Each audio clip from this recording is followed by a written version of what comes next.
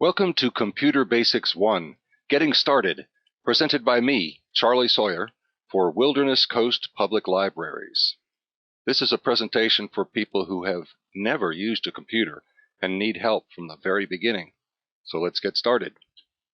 First thing we're going to do is look at the parts of a computer. Depending on where you're sitting, most of these parts are on a table or desk around you or in front of you.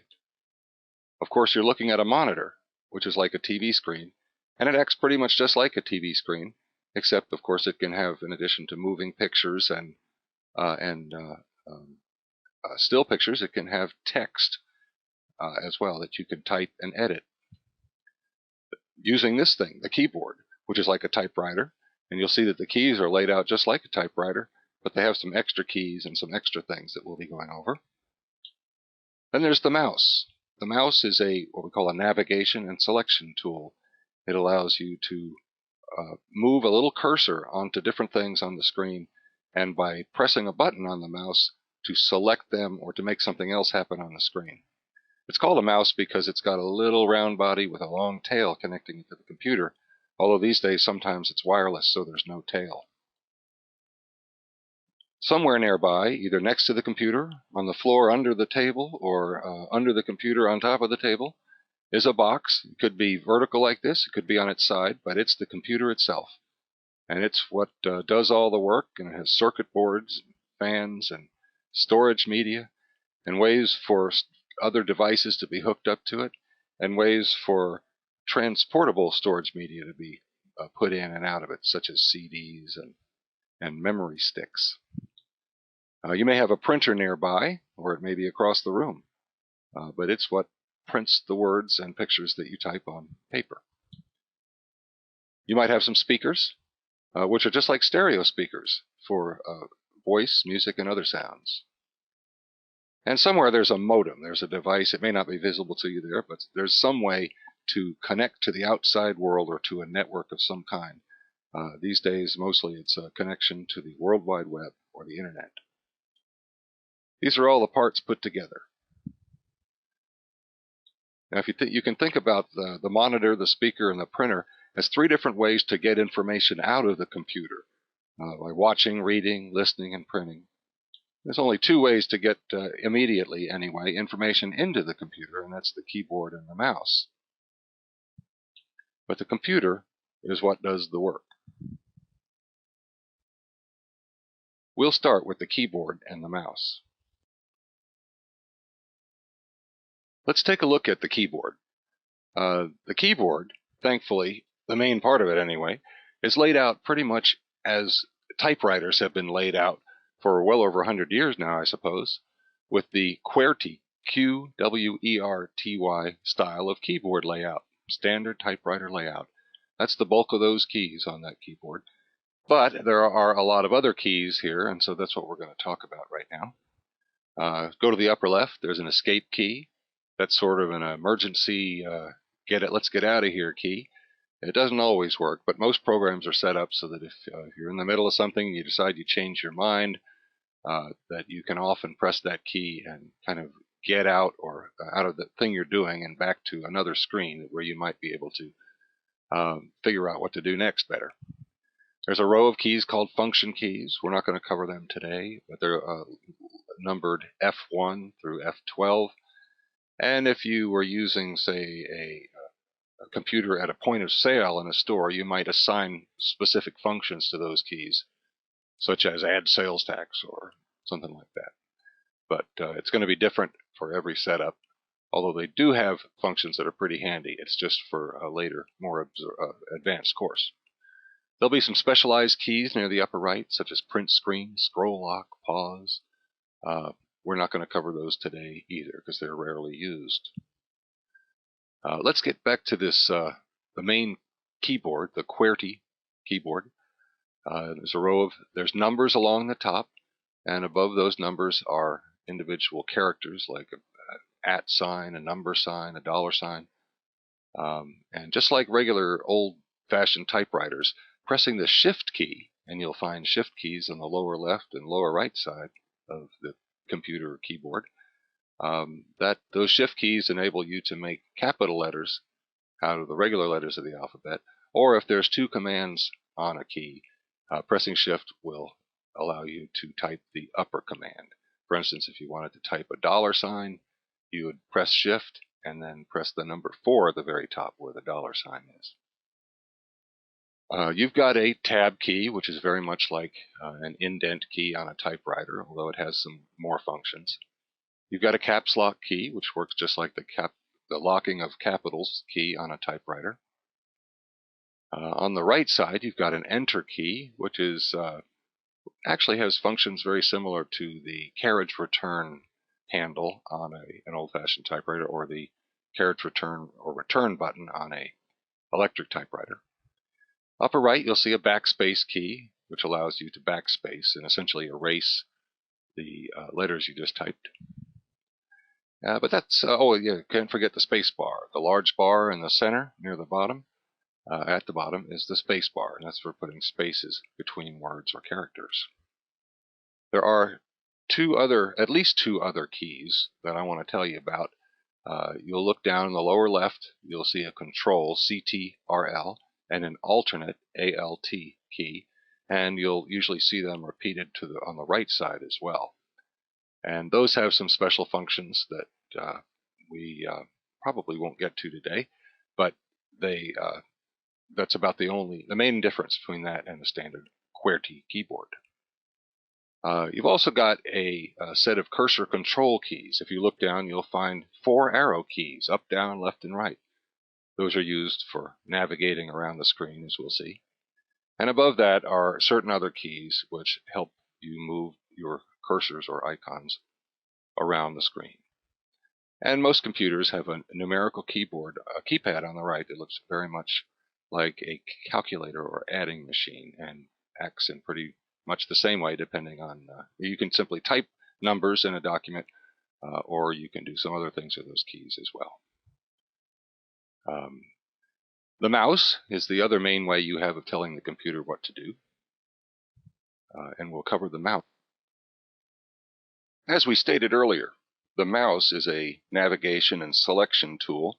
It, with the keyboard, is one of the 2 ways that you tell your computer what to do. The mouse is usually connected with a wire to the computer, although these days wireless mice are becoming more and more common. They work the same way, but with a wireless mouse, you just got to make sure you got it pointed the right direction. When it is pointed the right direction, the side facing the computer or away from you is going to have 2 buttons, one on the left side, one on the right side. These are usually large spaces, not small buttons, on the mouse. There are more areas than points on the mouse. Many mice in the middle also have something called a scroll wheel, which you can experiment with later. But mostly, the thing you'll do mostly with the mouse is move it around on the table or on a mouse pad and press that button on the left click. You hold the mouse by laying your hand gently over it. The illustration shown here is for a right-handed person. And when a right-handed person lays their hand on the mouse, their index finger falls naturally on this left button area of the mouse. Now, for a left-handed person, it would be, say, the ring finger would fall over the left button. But what happens is when you lay your hand on the mouse and you move it away from you toward you in circles, keeping it straight, that is, keeping the wire side or the button side facing the computer, you can move it around and it'll move a pointer or cursor on the screen. That's basically how you use a mouse. Now, as you can go ahead now and lay your hand on the mouse and move it around on the screen in front of you. You should be able to see a cursor or a pointer that looks like one of the ones shown on the screen here. But what do you do with a mouse? Well, we're going to find out, because next we're going to talk about the desktop. That is the area on the screen that is what you see when you first turn on your computer. The first thing you'll probably notice about the desktop is that the one on the screen in this little presentation doesn't look like the one on your computer. That's because this is customizable. Every computer is going to have a different background picture, different icons placed on the desktop, those little symbols that are around there, program icons usually, or file folders. There's going to be different icons at the bottom as well, but they're all arranged in pretty much the same way. The big, broad, full-screen desktop area will contain program icons and file folders and maybe a few other tools. The notification area in the lower right, you won't mess with that much unless you want to, say, change the volume of sound on your computer. There's a few other uses that later on you'll get into.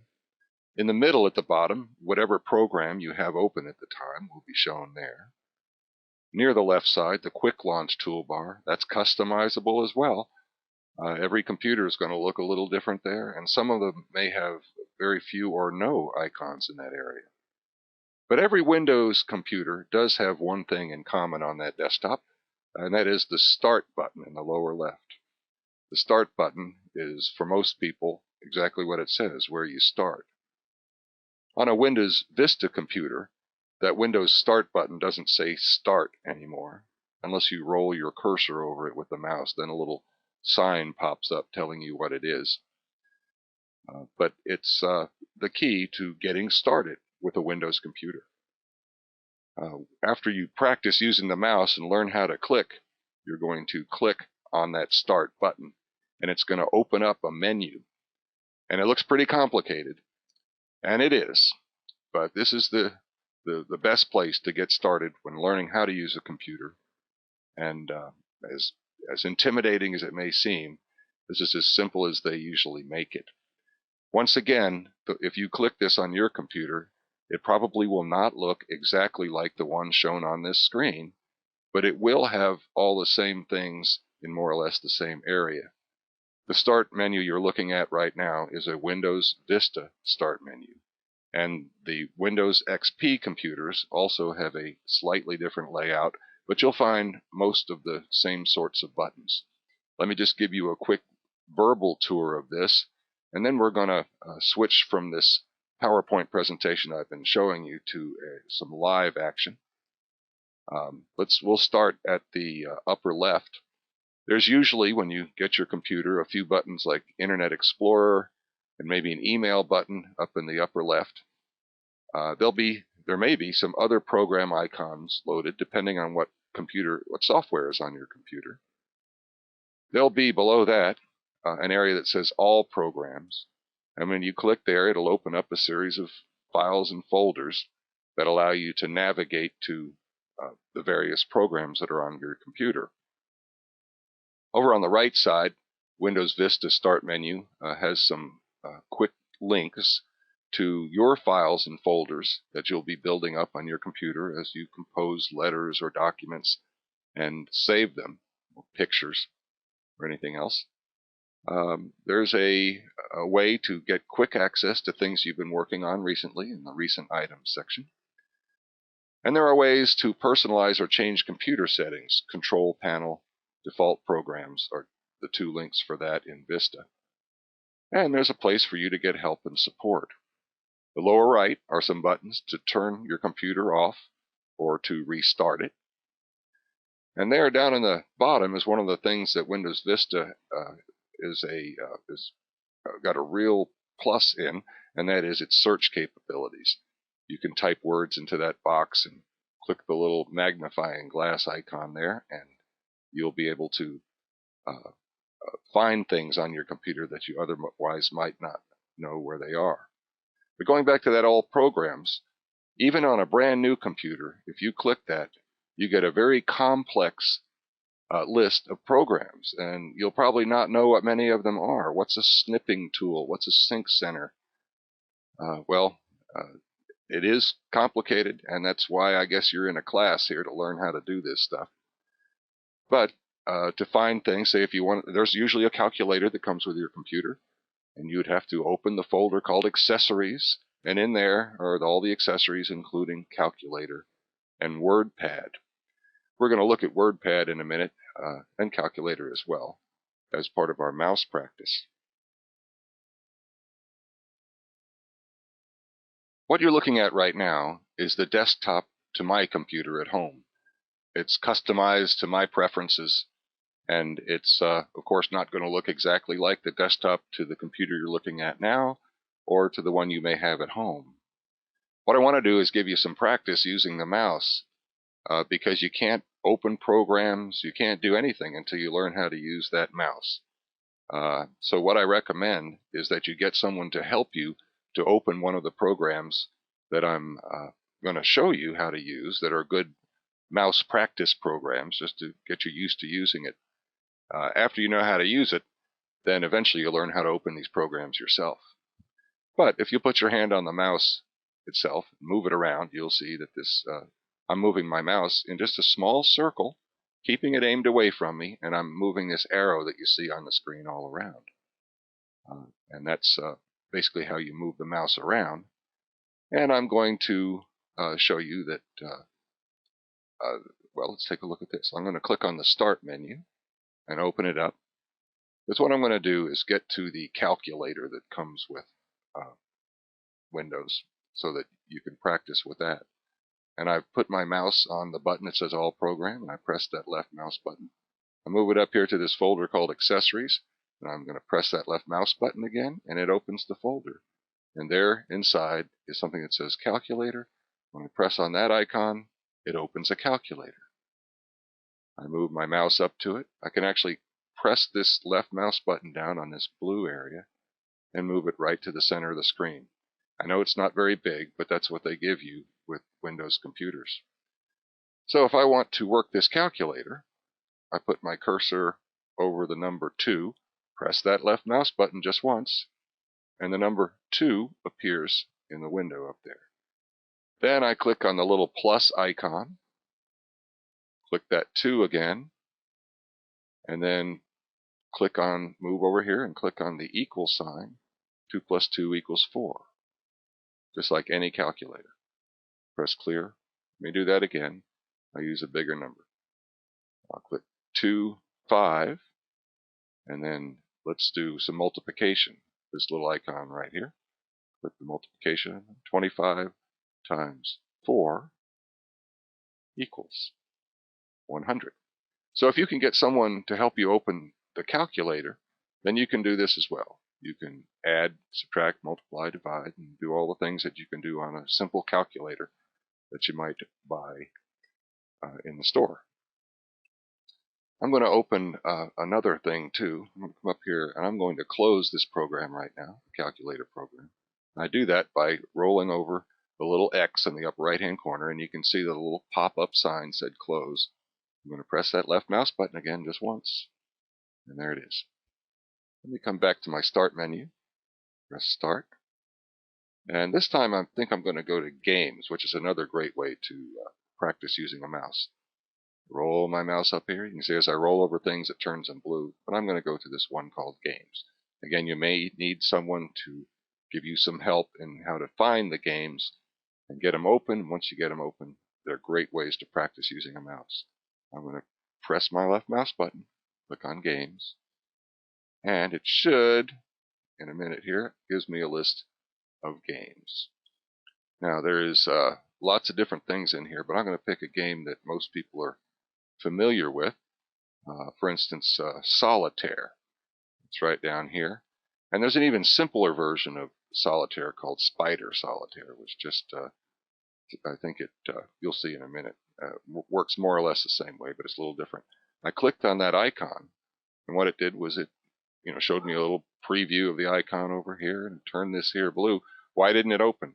Well, many programs, when you get into these menus, you actually have to click twice. And you have to click twice fairly quickly. I'm going to double click. That's what it's called. 2 clicks of that left mouse button in fairly rapid succession. It may take you some practice to get used to how fast you have to click it. I'm going to go click, click, and it opens.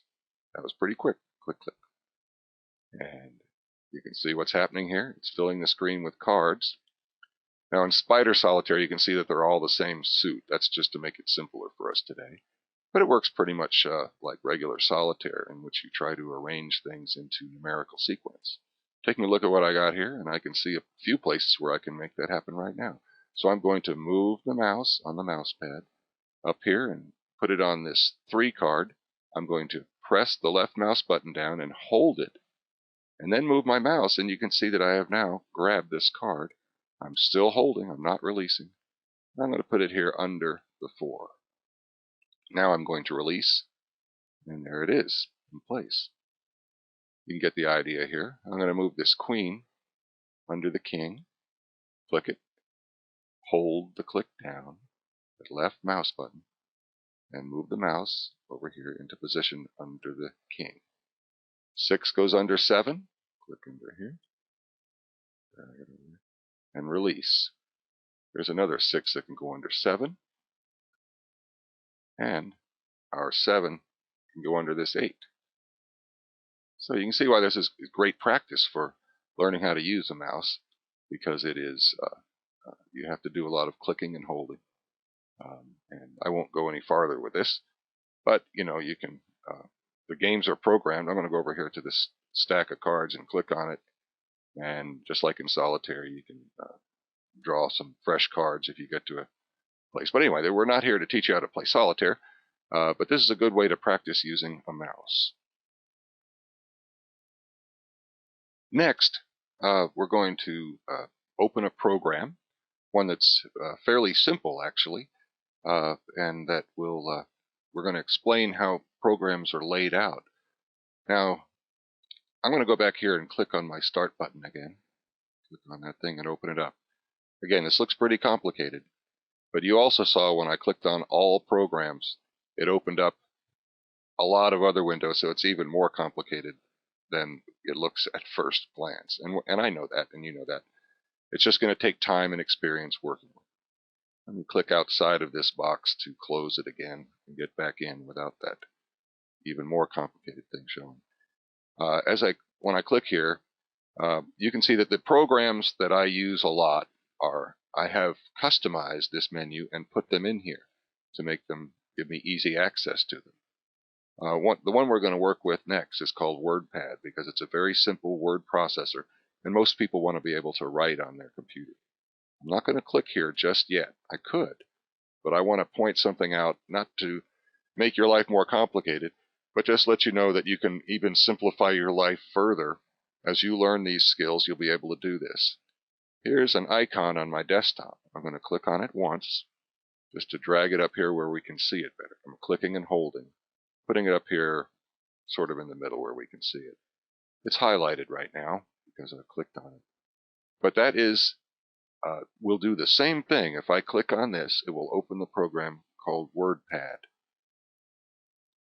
There it is too. If I click there, it will open the same program called WordPad.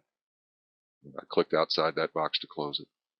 And I will let you know that I could also put it down here. I don't think I have it down here right now, but I could have it down here. Why would you do this?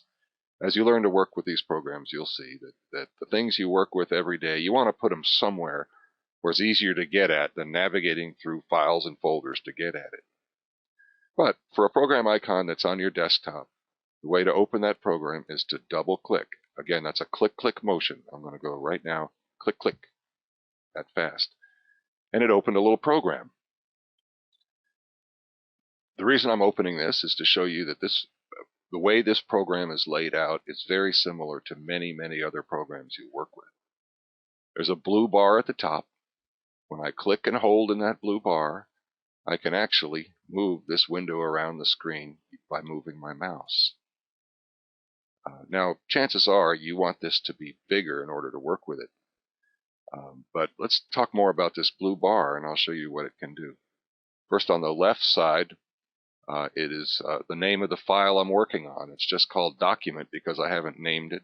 That's all it is. The program is WordPad. Coming across here to the right side, you'll see these 3 icons, which appear in almost every program that you'll work with in Windows. And there's a button which when I roll over it says minimize. It's a little minus sign. I go to the right and roll over that. The little sign comes up that says maximize. And the one on the right says close. That's the one you can click when you're done working with this program. But we're not going to click that one right now. I'm going to click the maximize button to show you what happens. This is a single click. Again, a single left mouse click. And it fills the screen. Now, sometimes when you get more advanced, you'll have two programs open at once, perhaps. So I'm going to go over here and click the Restore Down button, which I like to call the windowizer, and it moves it down into the box that you see on the screen here. Now you can also resize these boxes. I'm going to come down to the lower right, and as I roll my cursor over this corner, it turns into arrows. I can pull the box bigger, smaller, if you want. All programs pretty much work like this. There are exceptions. Let's go maximize here, fill the screen with our program. Most programs are laid out the same way. There'll be a series of menus, choices. As I roll over these, you can see that they highlight just a little. If I click a single click on any of these, it brings me some other choices. Now, some computers are set up that you have to click at the bottom of this sub-menu that opens in order to see all of the tools available to you under that. I have mine set up to show them all the time. That's the way I like it. And as I roll over these other menus, you can see I've got other choices just by rolling my mouse, not clicking, just rolling over these others. Okay. Let me get out of there and just click anywhere to close it. It's often how you have to close windows. It's just click outside of them anywhere. These icons in the next row are actually some of the same commands and tools that you'll find in the other menus that we just looked at. But you can put them up there if they're buttons you use a lot, they can be made more convenient for you that way. Most word processing programs will have somewhere a place where you can select font. Again, I rolled over that little arrow next to this window, and it tells me that that's for font. And when I click that, you can see I've got a bunch of different fonts to choose from, different type styles.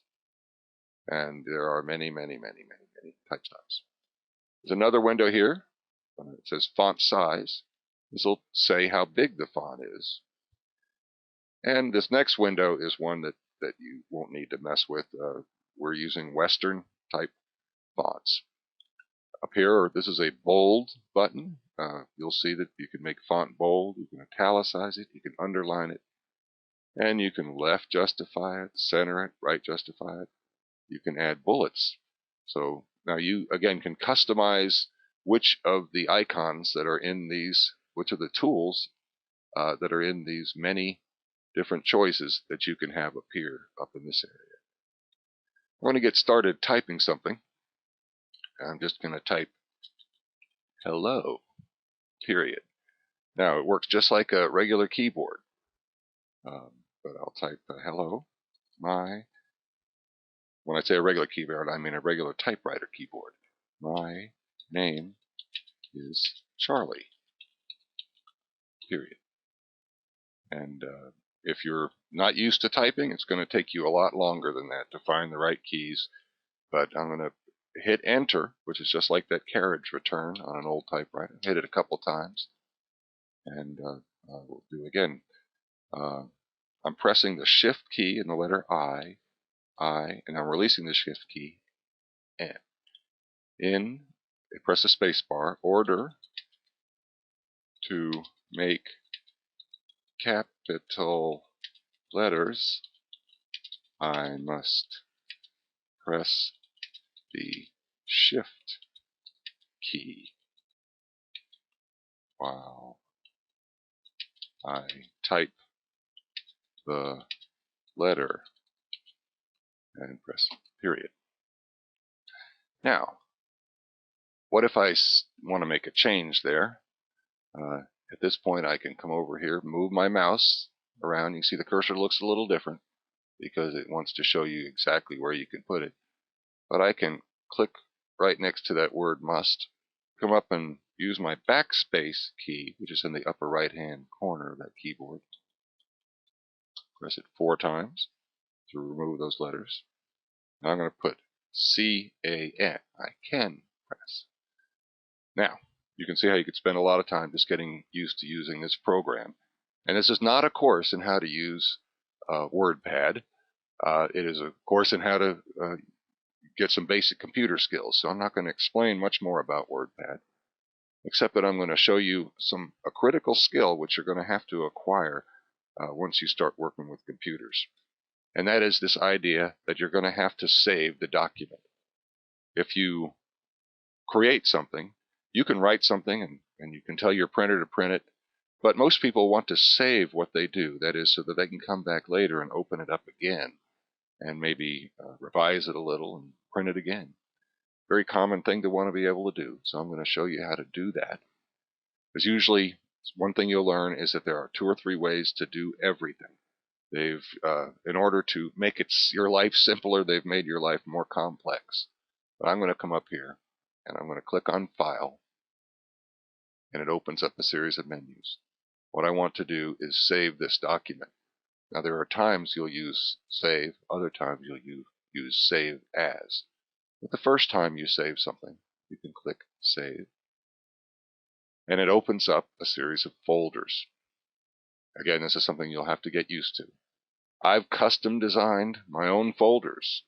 These are put in here by me, depending on what I'm working on. So what I'm going to do is I'm just going to save them right here in this folder called Documents. Sorry, this looks really complicated. But in order to do this, I've got to give it a name, or all my documents can't be named Document. So I'm coming down to File, Name, and I'm going to just, when it's highlighted, when you start typing over something that's highlighted, it will erase everything that's there. And I'm going to call this Charlie's letter. Now, once I do that, it will automatically save it as the right kind of document, and it will save it into this folder called Documents. That's where the system defaults to. In older XP computers, it's called My Documents, but it's very similar. I'm going to click Save, and I have now saved the document with the name Charlie's Letter. You can see that in the upper left, it now has the name of the document. But let's say I add more to my letter. Well, I want to save it. Maybe I want to send this not to Charlie, but to Mary. Hit Enter a couple times. Let's make this Mary's letter, period. So I've worked on a document for a while. I've sent my letter to Charlie, but I want to send a similar letter to Mary. File. Now if I just click Save, it will overwrite Charlie's letter. That is, it'll erase Charlie's letter, and it will replace it with Mary's letter. But I want to save my old Charlie's letter, so I click Save As, and it's giving me the path that shows where this letter lives. But I'm just going to change the name slightly. I'm going to change this from Charlie's to Mary's. I don't put an apostrophe in here because there's certain characters that just don't work in file names, so I tend to avoid using any characters other than standard letters. But now I'm going to click Save. Now it says that this is Mary's letter. Later on, if I want to open Charlie's again, I can put a File, Open. By the way, this is the same thing. If you click File and there's an Open, click out of there. That does the same thing. Click that icon. And there I can see that I've got Mary's letter and Charlie's letter. I'm going to cancel this right now, because that's basically all I wanted to show you about this for now, is just that this is typical of the way programs work. That is, they're usually arranged in a similar way, with similar menus and icons, depending on what they're doing. Most of them are going to have these 3 buttons in the upper right to either make them a mid-size window, minimize them entirely, or closing them. In fact, I should demonstrate that minimize function. When I roll over, that says minimize. When I click that, it seems to disappear. It does disappear, but it's still open. And I can see that the letter I've been working on is now shown down here in my taskbar. I click that, it opens back up. And remember, the middle one makes it middle size, where you can move it around and resize it. And the X closes it, which I'm going to do right now.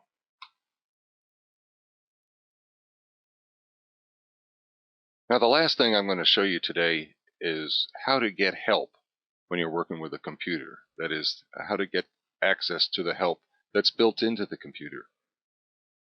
And for some of you who have never touched a computer before today, this is all going to seem a little overwhelming. But like anything else, it just takes time, sitting down and doing it, getting over those first hurdles, and then you'll find that things begin to come together for you more quickly than you might think.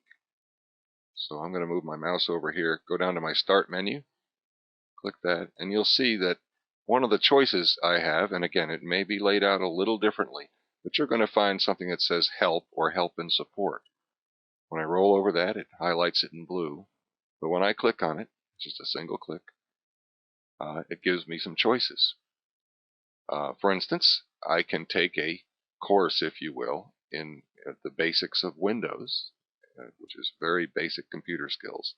So when I click on this, just single click, it gives me some choices.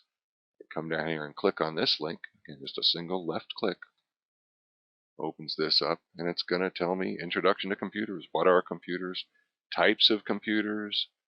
And when I'm done with that, I can use this back arrow to go back to the menu.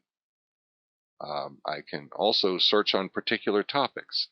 Let's say I want to learn more about files, these files and folders things. I'm going to type in this window, F-I-L-E-S, click on the little magnifying glass icon to search, and there it gives me a series of topics working with files and folders. It'll tell you about the different types of files and folders that are on your computer.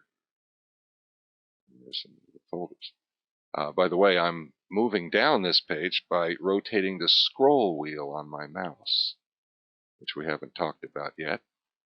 As you can see, there's a lot of information available to you right here. Now, I also want to use this opportunity to show you why you might want to have two windows open at the same time. You'll notice that on the right side there's a scroll bar that I can use. I can click on this, drag it down, and it will move me through the document. I can click the little arrow at the top or the arrow at the bottom. I can click in this area here. So you can see there's a number of ways to do the same thing in Windows. But let me make this a little smaller. And I'm going to move it over to the side. And now I'm going to open, I can see my desktop. There's the icon for WordPad. Let me double click on that to open it. Now what you can do is you can actually set this up so when you're trying to figure something out, like how to save, how to save, I'll just type that to have something in here to save. When I come up here to go File and Save, you might go, oh, there's a bunch of folders and files. Well, there it is, right over here, is how to work with files and folders. So you can keep this help open on one side while you're working with the program on the other side. I'm going to cancel this for now. I'm not going to save this. I'm going to click X to close it. And do I want to save it? No, don't save. And we move this back in here and close that out. And I already have a file open here that I'm going to click to open. And it's by way of closing credits. Here it is. This is the conclusion of Computer Basics 1 Getting Started. I'm going to come over here and scroll down for the rest of the credits. Presented for Wild, Wilderness Coast Public Libraries. Please attend the classes in person if you can, because there's so much more we can do in person than trying to recreate it in this video mode. But maybe the video will help you too. Thank you very much. I'm Charlie Sawyer.